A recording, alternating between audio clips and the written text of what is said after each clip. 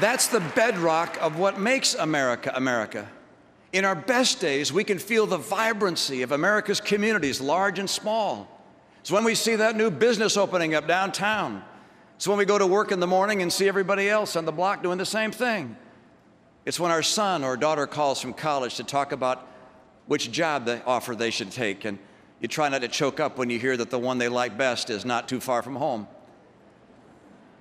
It's that good feeling when you have more time to volunteer to coach your kid's soccer team or help out on school trips. But for too many Americans, those kind of good days are harder to come by. How many days have you woken up feeling that something really special was happening in America? Many of you felt that way on Election Day 4 years ago. Hope and change had a powerful appeal. But tonight, I'd ask a simple question. If you felt that excitement when you voted for Barack Obama, shouldn't you feel that way now that he's President Obama?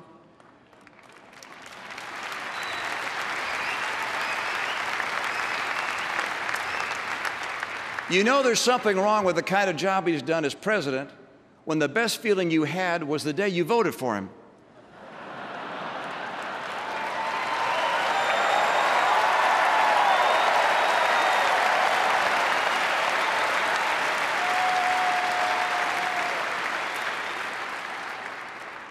The president hasn't disappointed you because he wanted to. The president has disappointed America because he hasn't led America in the right direction. He took office without the basic qualification that most Americans have, and one that was essential to the task at hand. He had almost no experience working in a business. Jobs to him are about government.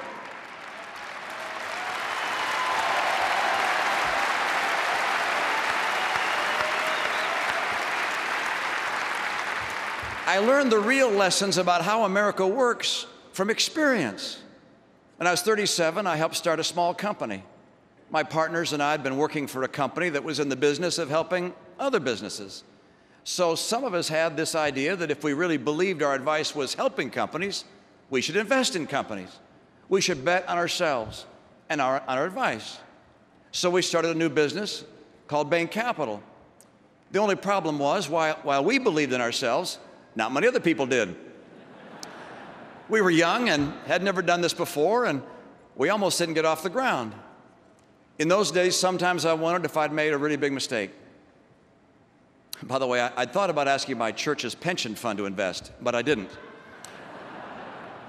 I figured it was bad enough that I might lose my investors' money, but I didn't want to go to hell, too.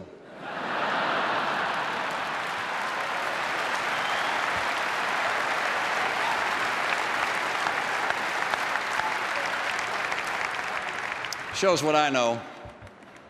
Another of my partners got the Episcopal Church pension fund to invest. And today there are a lot of happy retired priests who should thank him.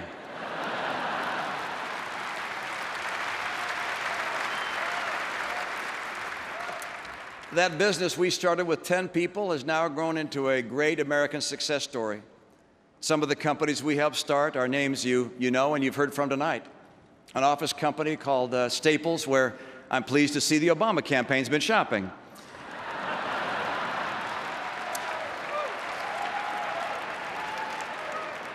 The Sports Authority, which of course became a favorite of my boys. We helped start an early childhood learning company called Bright Horizons that First Lady Michelle Obama rightly praised. And at a time when nobody thought we'd ever see a new steel mill built in America, we took a chance and built one in a cornfield in Indiana.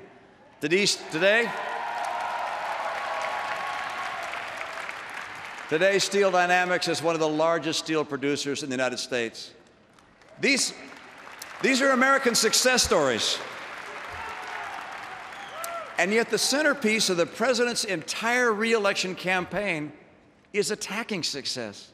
Is it any wonder that someone who attacks success has led the worst economic recovery since the Great Depression?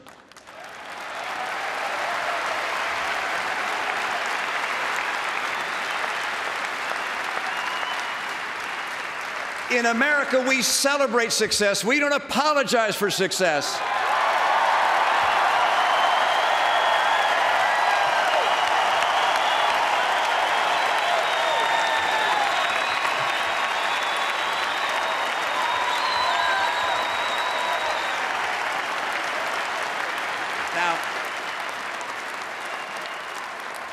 Now, we weren't always successful at Bain, but no one ever is in the real world of business.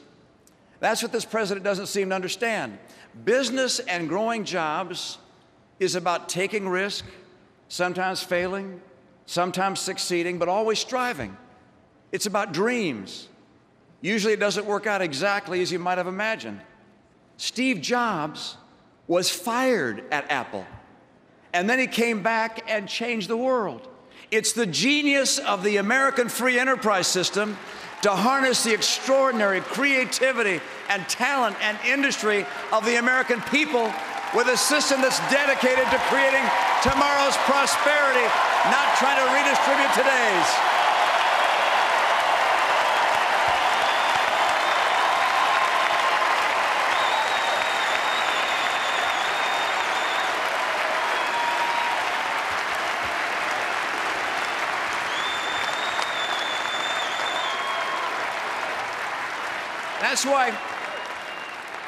That's why every president since the Great Depression who came before the American people asking for a second term could look back at the last 4 years and say with satisfaction, you're better off than you were 4 years ago, except Jimmy Carter, and except this president.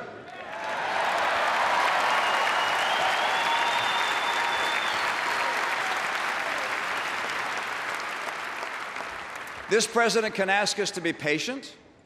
This president can tell us it was someone else's fault. This president can tell us that the next 4 years he'll get it right. But this president cannot tell us that you're better off today than when he took office.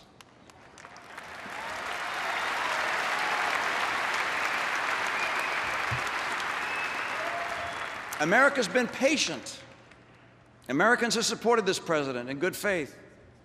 But today, the time has come to turn the page. Today, the time has come for us to put the disappointments of the last 4 years behind us, to put aside the divisiveness and the recriminations, to forget about what might have been and to look ahead to what can be. Now is a time to restore the promise of America.